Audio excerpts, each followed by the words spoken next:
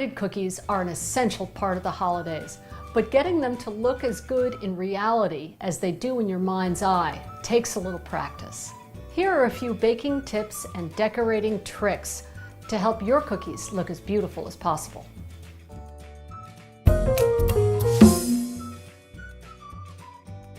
The secret to perfectly round slice and bake cookies is to shape your dough into a smooth cylinder and keep it that way.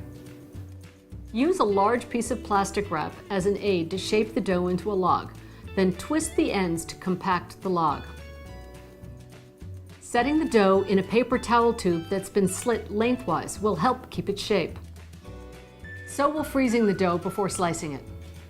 When you slice the dough into cookies, rotate the log every couple of cuts to avoid flattening one side from the pressure of the knife.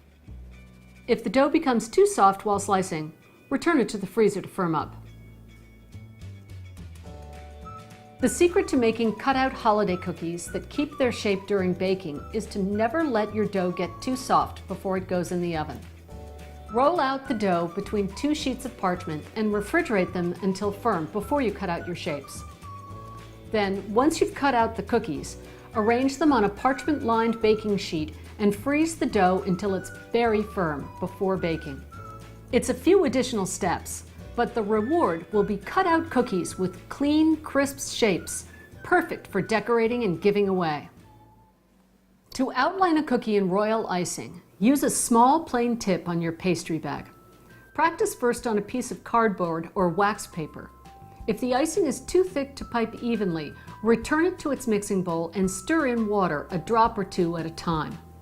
To pipe a smooth outline, hold the tip of the pastry bag close to the cookie, about 1/2 inch above the surface, and drag the icing with a smooth, steady motion.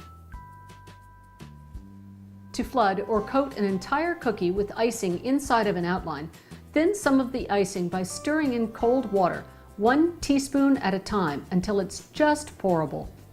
The consistency should be similar to that of melted chocolate. Spoon the flooding icing into a pastry bag fitted with a medium plain tip. Pipe a tight zigzag of icing inside the outlined border and then use a toothpick to spread the icing to the edges. If you're using sprinkles, sanding sugar, or dragées, add them to the icing while it's still tacky, but not completely wet. After flooding a cookie with the icing, you can create multicolored designs by piping another color into the wet icing. For a marbleized look, use a toothpick to pull the second color in alternate directions. For a three-dimensional effect, let the flooded icing dry completely and then pipe another color on top.